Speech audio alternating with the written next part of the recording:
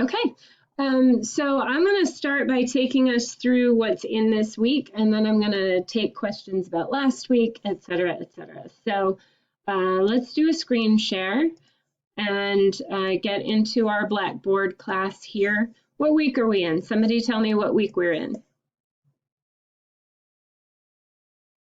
Yes, ma'am, we're in week 11. All right, so in week 11, we have an instructional video on successful revising and editing. We've got a Criterion link. What does that mean? What's your big job this week? Yeah, revising and editing. All right, fantastic. Handouts on MLA format, and I'm going to go over these handouts with you today. Works cited, lists, and that sample essay. The discussion board this week is a revising workshop. Now that's work you'll need to do on Wednesday because you need feedback from me, and my week starts today, but I teach all day. So you'll get that feedback that you need tomorrow to be able to take a look at that, and then you just post it. Now the thing is, it really only says share one thing you were asked to address in revision, and I'll talk about how to do that in a second. And then major assignment is due this week, which is turning in the argument essay with research final draft. Okay, so that final draft is coming in this week. This is a really big one, y'all. We want to make sure that they're really good. Now, the first draft came in last night. So I wanted to remind you, in case anybody is behind, the things from week 10. Remember, we had the research essay criteria checklist and the list style outline of the argument essay. And I did have a question about this over the weekend, so I am going to go over it. I think it said 8 paragraphs in the assignment, but I think ours was 7. That's because I originally was going to have you do 2 paragraphs of your own view, and I reduced it to 1. So there's just 1 fewer paragraph than was originally planned on. And it's if you did 8, there's no penalty there. There's no penalty at all if you did 8. But if you were confused between the 7 and the 8, that's okay. And remember, we went over this last week. The thesis paragraph is all your own ideas stating your view. We drafted that in week 6. Body paragraph about your own reasons for holding your view. Again, all your own ideas in that paragraph and drafted in the week 6 assignment. Source paragraph number 1 should be one of the 2 that I provided.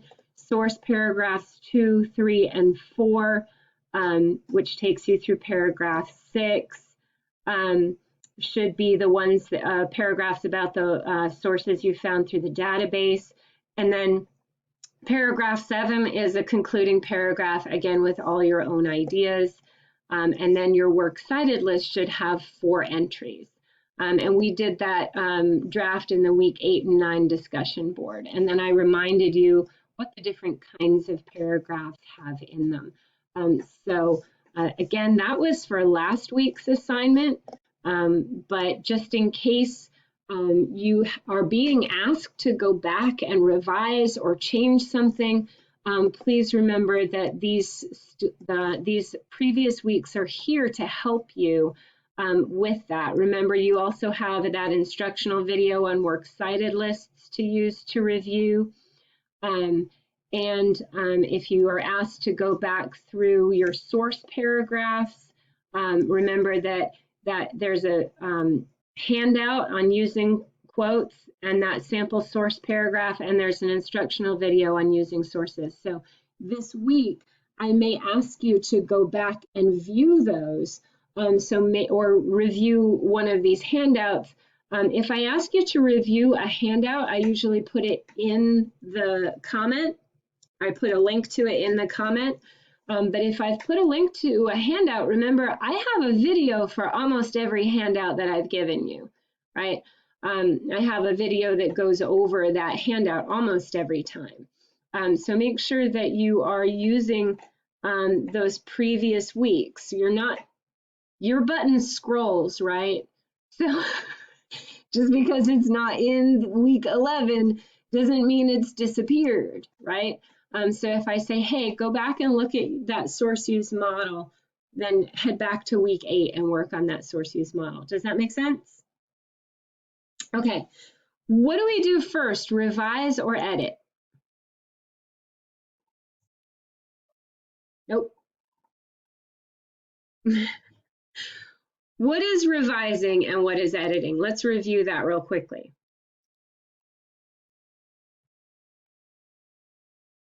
No, that's why you're confused. Okay, so revising is where you see it again. You look at it and you check on the big things. Is it organized? Is it well developed enough? Does it meet the basic criteria for this assignment? Is it 7 fully developed paragraphs? Does each paragraph have at least 10 sentences? Do they do all of their jobs for that kind of a paragraph? Do my source use paragraphs use 2 or 3 quotes from the source? Does every quote have analysis after it? And you work through those big issues. Do I have a works cited list? Is it in the right format? Is it alphabetized? And those things. Make sure all those components are there, and then you edit, okay? Because honestly, we shouldn't start looking at the grammar of an essay that's 2 paragraphs shy. There's no point in that, right? So let's talk about some of the things from a teacher's perspective for a minute. There are some things that teachers can spot check for on a research essay, where if we don't see them, we don't even need to read. Okay, and those are some scary things. We want to make sure we've definitely hit those markers. Okay, is it 7 paragraphs? If it's not, I'm not reading it, right? And that's what I'm talking about, revising first, because if you haven't hit the bottom line yet, there's no point in getting it to look pretty, right? If it's just not going to meet those basic requirements. So if it's not 7 paragraphs, not reading it. If it doesn't have a works cited list as its last page, don't need to read it because it wouldn't pass, okay? If I look through and I don't see any citations in parentheses, I don't really need to read that because I know it hasn't used sources properly, right? If I don't see anything in quotation marks anywhere in the paper, I don't need to read it, right? And I know that sounds really harsh, but what skills is this essay testing you on? Somebody parrot back to me what skills this essay is testing you on.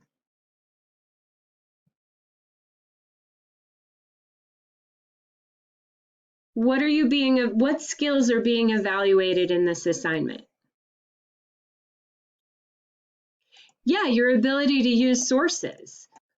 So if you're being tested on your ability to use sources and I can't see the basic components of source use, I know all I need to say is, this isn't done yet. Go back and review those source use skills. Now, we've been doing this every step of the way together, so I'm not expecting anybody to get that kind of response unless there was a major disconnect between the stuff we've been doing since week 6 and what's happening now, right? Unless there's a major disconnect and you started all over and wrote something totally new with no sources in it, you shouldn't be in that boat, right? But I do want to make sure that if you have, for some reason, gotten behind in those smaller assignments, that you're remembering to walk yourself through those smaller assignments and do each one instead of trying to do it all in one big slam here at the end, okay? Because you might miss some things. Okay, I want to talk to you about criterion use this week.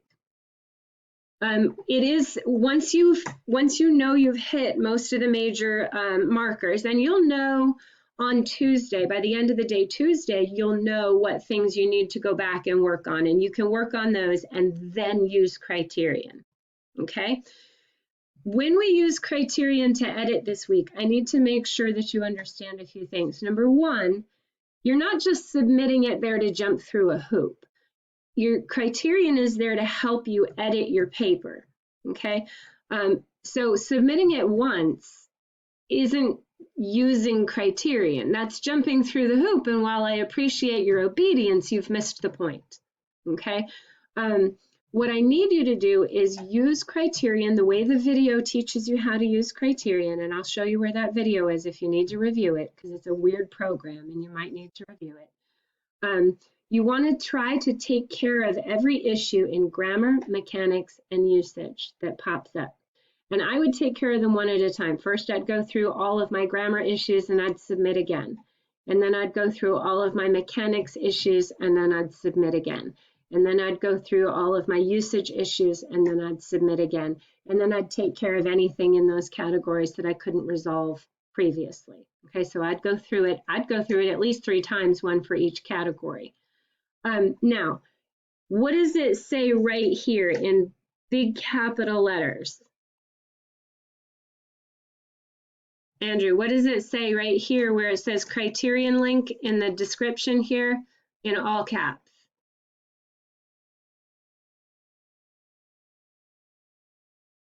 Okay, so let me make something really clear. This is a weird thing about Criterion. Criterion will score essays that are under 1,000 words. A 7-paragraph essay that's properly developed should be over 1,000 words. It should be over 1,000 words, right? Because we were at 750 or 800 with just a 5-paragraph essay with no research, right? So y'all should be blowing 1,000 words right out of the water at this point, which means Criterion won't give you a score. But you don't need a score from Criterion. What do you need Criterion to help you do? It helps you edit, right? It helps you edit for grammar, usage, mechanics, and a little bit of style if you've repeated yourself 100 times, right? Yes, sir.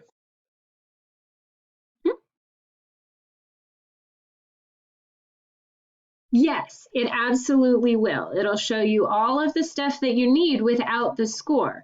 Just ignore all the, it's going to give you a little panic attack over the score, but you don't need one. Just submit the stuff, go back to click revise, and then it'll show you up at the top and you can get the split screen. And again, I'm going to show you where the video is to remind you how to use Criterion. Criterion is not about getting a score, not for me. I don't need the score. I score you. Okay, I use my rubric that was developed with the English department and I score your essay. Using Criterion to score you would be cheating, would be like me cheating, because they're paying me to give you an evaluation, right? I will say this though, if it does give you a score, I'd worry a little bit that your essay is underdeveloped.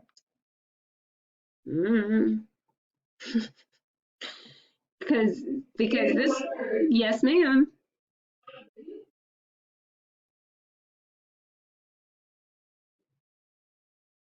Yes, that's what I've just been saying, that I would submit at least once to try to address the grammar issues, submit at least once to try to address all the usage issues. Okay, and I'm going to take a second and remind you where the video is on how to use Criterion effectively. It should be up here in the Start Here menu, and I may also make a copy of it. Criterion access is here. Let's see if it might be in week 3. If it's in week 3, let me move it for you. Hold on. It might be in week 4. Maybe I moved it to week 4.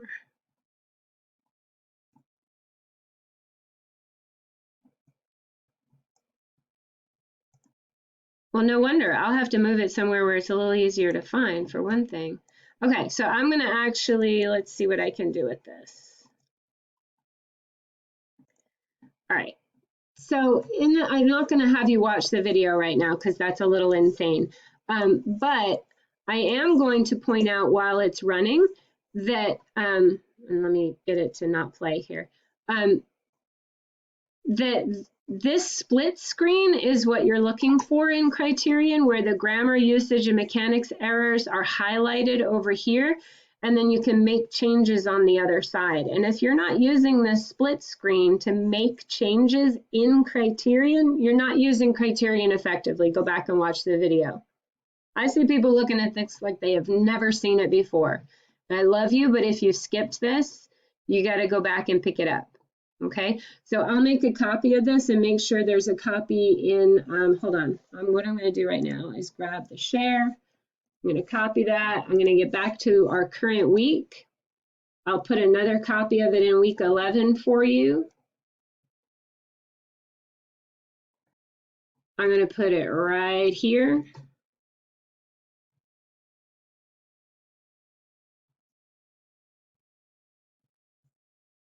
It'll just take me 1 second to get this where you need it to be. But you know, if I'm putting it in this new week and we've already done it, you know that it's really important, right? So I'm going to get that pasted in there.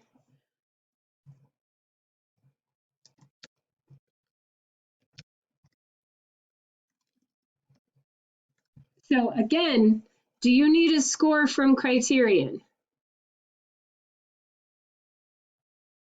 I want to hear you.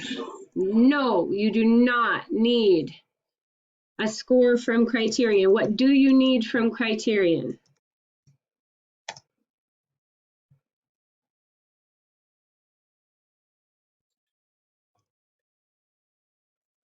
That's right, and gives you an opportunity to use them. Now, if you watch that video, the one that I'm posting again, because it's so important, if you watch that video, it also shows you how to copy and paste your work out of Criterion and into a Word document and work with it in that Word document, okay? You can also, there's a way to export it if you want to experiment with that. If you'd rather export it, you can, but remember to take the changes that you made in Criterion, bring them out of Criterion and into your Word document so that the improvements that you used Criterion to make appear in the essay so that you've actually improved your essay. Okay, now I'm going to be really harsh about this because the English department requires me to require you to use Criterion, which means that I have to have you use Criterion on every assignment, which means that there's going to be part of your grade on this assignment that is Criterion use. And if you don't use Criterion, you're going to be graded down for that. That's not ideal. You don't want to be graded down for not using Criterion, okay? Now, most of y'all have been pretty good about it, so I'm not as worried, but in my online classes, I've had to tell them that they will get a score of 1 out of 100 if they don't use Criterion because they don't want to use it. So don't make me get that serious here. Just go ahead and use it knowing it's good for you. This is kind of the eat your vegetables moment of the semester. I need you to go ahead and use Criterion because it'll help your grade. And because I'm making you. If you have to do it because I'm making you do it, that's fine. But please remember that I'm not looking for an I submitted it. A lot of my online students are like, but I submitted it to Criterion. I'm like, yeah, you did, but you didn't use it. You've got 42 unaddressed mechanical errors here. That's not using Criterion, right? I don't need you to submit in Criterion. I need you to use it to help you make your paper better, okay? So that there aren't 42 errors with mechanics still in your paper. Does that make sense? Okay, all right, it's not for me, I don't need it. It's for you to help you with it. Okay, let's look at the handouts for today and make sure we understand these, okay? Now, I think we've talked about this before, but I'm not 100% sure that this essay, because it has so many formatting issues, you can't just type it in the Blackboard space and you can't copy paste it into the Blackboard space because you'll lose your formatting. In this one, you need to work in a Word document, or you can work in a Google document and save it as a Word document, or you can work in Pages and save it as a Word document, or you can work in Google or Pages or Word and save it as a PDF and upload a PDF. But you have to work in a word processing program because of the formatting requirements. All of the underlining and spacing and all that stuff in the works cited list, if you just copy and paste it into the Blackboard space, you're going to lose all of it, right? You might even lose your paragraph divisions like we've seen before, and we really can't afford to do that. So I really need you working in a word processing program this week. Google Docs is free. You can definitely use that. I know that for sure. Anybody with a computer can use Google Docs. So if you need to, use Google Documents, and I'll show you before we leave today how to use Google Documents and do a save as for a Word document or a PDF. Okay, does that make sense? Hot dog. All right, let's talk about why won't this move over? Right. I'm trying to get you guys in a list, but to get you, it's just not cooperating today. Things are not cooperating today. Why? All right, I'm gonna stop fighting with it. All right, MLA Format. Let's open this document and take a look at it and make sure we understand it. This document is actually formatted in MLA Format, so that helps. You have a header at the top with your full name. Not my full name, your full name, please. The class that you're in, which is English 101, and the title of what the essay is going to be would be right here. This would just be argument essay with research for y'all, and then the date. So then the beginning of every paragraph is indented one tab. So if I hit the backspace here, I'm going to enable editing. I'm going to make it a little bigger so we can see it a little better together.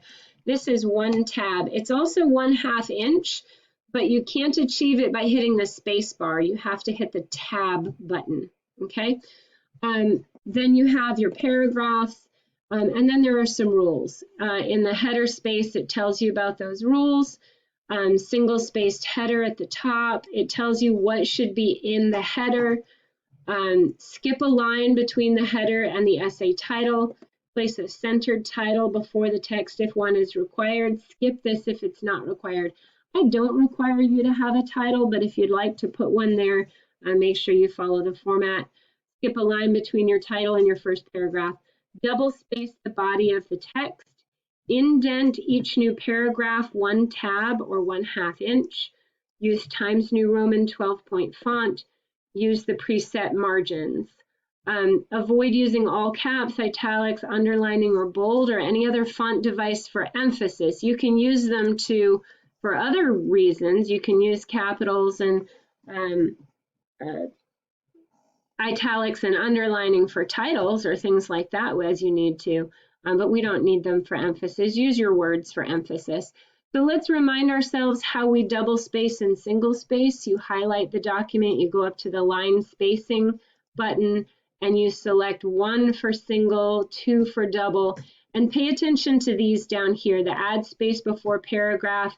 They should be showing an add, not a remove. If you have a remove, it's putting spaces in that you don't need or want. Right, so take those out. Yours should look like mine where it says to add them because I don't have them in there. For anything that says single spaced, that's 1.0. For anything that says double spaced, 2.0. Questions about formatting?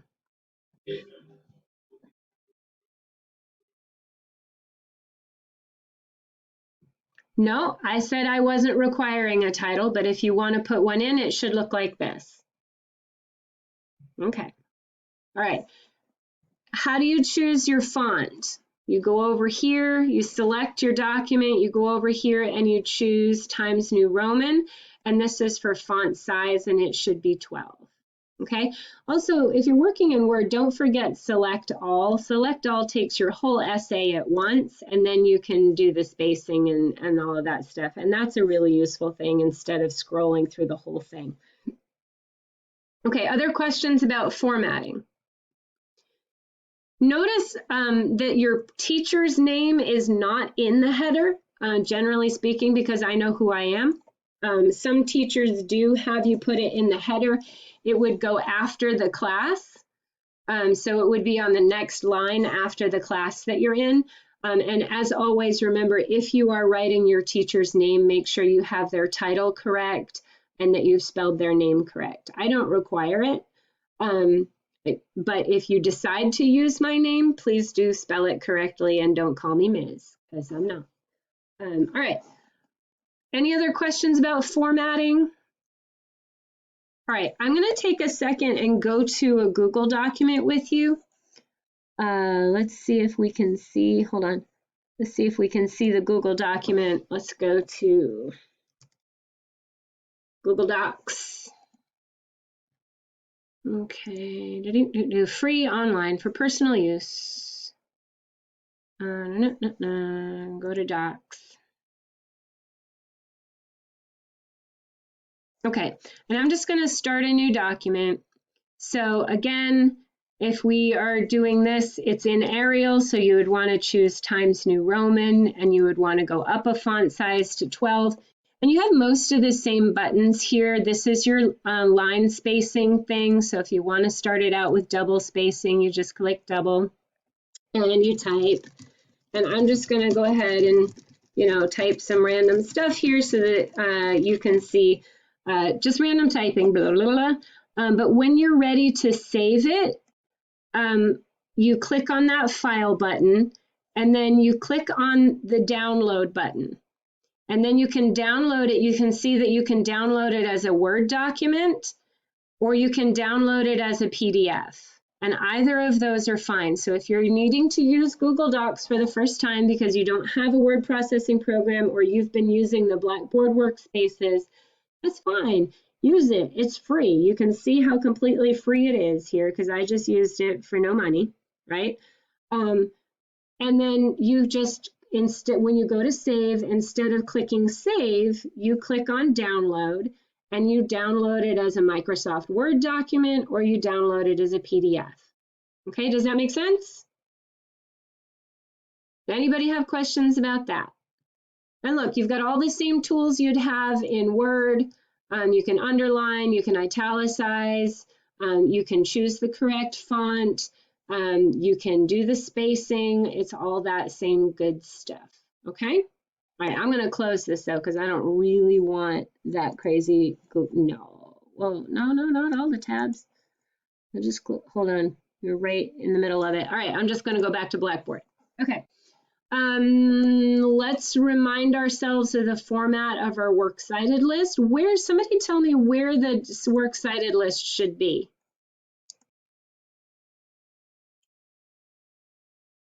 It's the last thing in the same document as your essay, correct? Should it be in a separate document? No, don't make me open two documents. It should just be on the last page. Should it be right under where your paragraphs end, or should it be on its own page? On its own page. So just hit enter from your last paragraph until the beginning of the next page, and then go ahead and put that in there. Remember, it needs to be double spaced, it needs to be alphabetized, and it needs to follow the pattern that I taught you here, right? Yes, we're looking pretty good in your week 9 works cited list practice. Make sure you go back and read feedback for that, because I've given you feedback on that. Okay, and make sure you're using this handout. Okay, and then let's get back to our class. And remember, your sample research essay is here, and I'm just going to go over it for formatting issues. I really am. All right, so you can see that what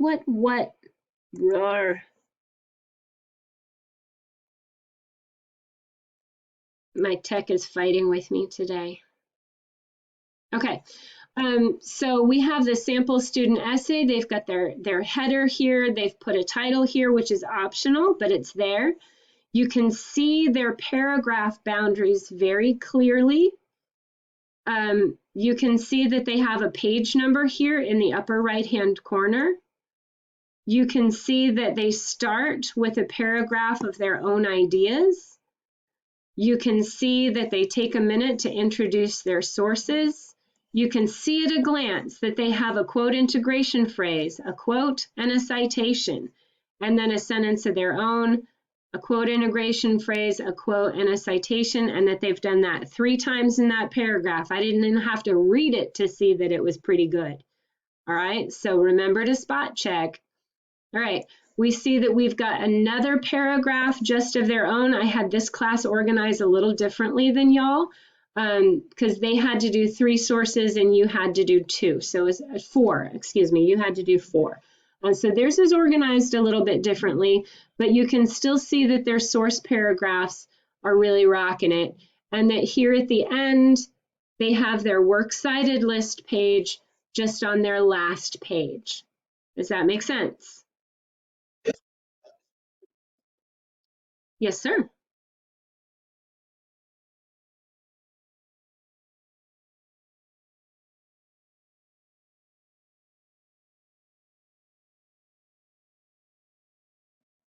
I'm confused about the question. Which things are you worrying about separating?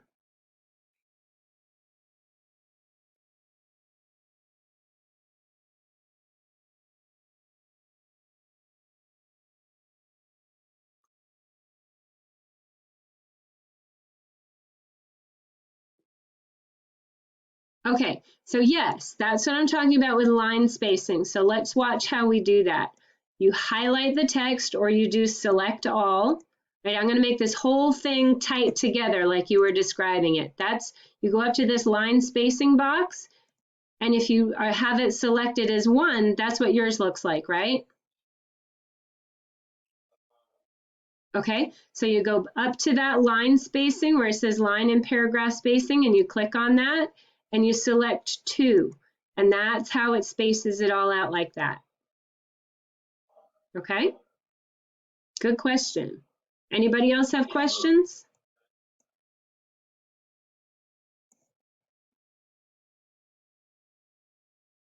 Single spaced up there. Anybody else have questions about that?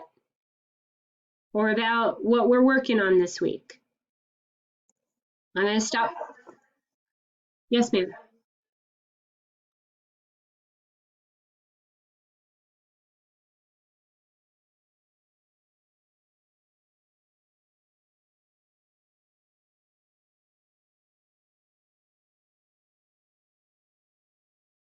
Yes, ma'am, that's correct. Yes, ma'am, it should come first because I care more about what you have to say than anybody else. Yes, ma'am. Mm-hmm. Yes, ma'am. Yes, ma'am.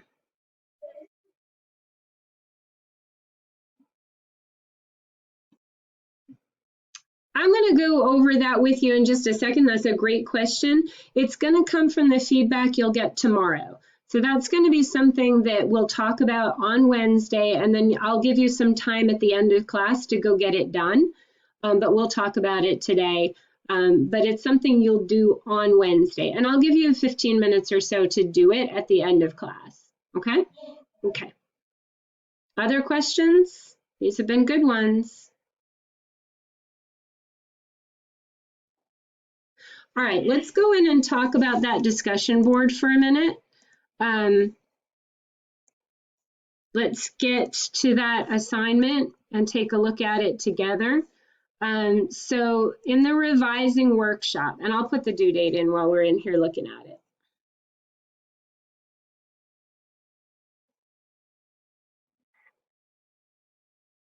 Okay, so what I've asked you to do, and I'm gonna walk you through it here. Oh, it's just slow to load this morning. I think I was a little slow to load this morning. Anybody else slow to load this morning? All right. Let's see. In our initial post, it says, please share one thing you were asked to address in revision from your feedback this week. And it says, don't be shy. Everyone has been asked to work on something. Literally, there will not be a single person who's just like, you're done. Hooray. I might have said, hey, let's work on strengthening your topic sentences. I might have said, hey, let's work on your quote integration phrases. You might have multiple things to work on, but I'm just asking you to share one. And then I want you to copy and paste an example of how that skill currently appears in your essay. So format your entry this way. I was asked to work on quote integration. Right now, my quotes look like this. The author is John Jones, period. Quote, there is a way to vote that will change the voting system forever, period. End quote, paragraph 12, period. Okay. And then what would you say to that? Jayla, what would you say to this person in your response to them?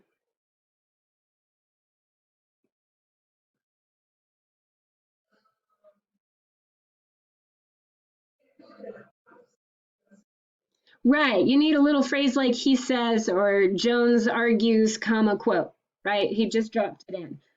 So you would give them that feedback. So that's what I want it to look like. If you say, she told me to go back over my works cited list, give us an entry from your works cited list and we can tell you what to look for.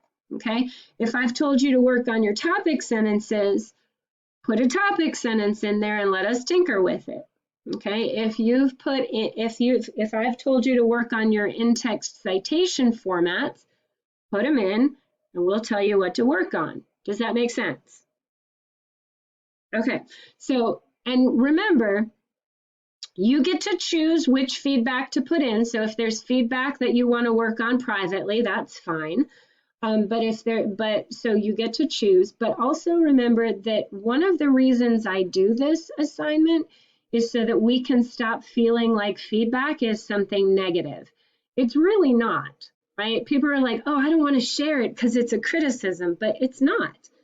Imagine being in a dance class or in a taekwondo class. They can't take everybody aside and privately tell them to do their kicks differently. That just doesn't work, right? Everybody just kind of has to get used to saying, okay, no, whoops, you're doing it this way. I want you to try to do it this way instead. And it's not anything to feel ashamed of or weird about. We're all working on this. We all need to improve on it. And even I can improve on things. I share things with people all the time that I'm trying to write and say, hey, give me some feedback.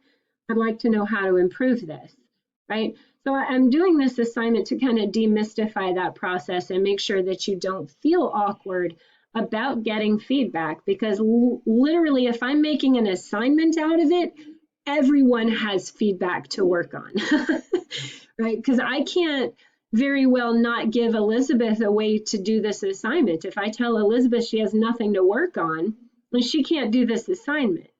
So literally everybody is going to have something to work on. Does that make sense? Okay, and then I've asked you, I've told you how to respond to your peers. And remember, if you don't respond to peers, that's half the assignment you've missed. It asks you to respond to 3 peers posts. I think you're forgetting the quote integration phrase, and your citation has extra caps and punctuation. I think it should look like this: colon, Jones says, comma, quote. And then there's the quote again, but no period, a lowercase p and a thing. So they were just asking about this, but if you notice something else as well, you can correct that as well. Because remember, you're trying to help your peers get a good grade. Caitlin, does that help you answer your question? Kind of yes, kind of no, I bet, because you still need that feedback from me before you can do it, but you'll get that on Wednesday. Are there other questions about this assignment?